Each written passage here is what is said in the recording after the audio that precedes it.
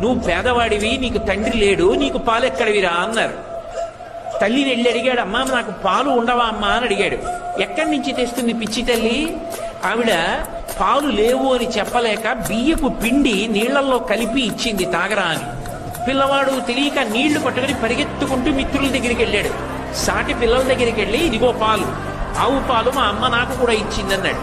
వాడు వాసన చూసన్నారు, ఇవి ఆవు పాలు కావు, మీ అమ్మ నిన్ను మోసం చేయడానికి వరిపిండి నీళ్లు ఇచ్చిందన్నారు.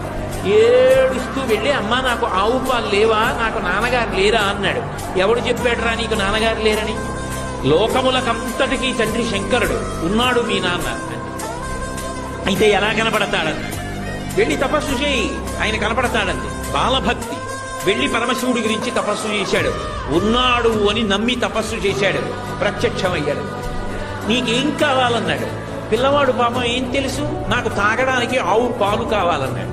శంకరుడు నవ్వాడు. ఆవు పాలు ఇవ్వనా?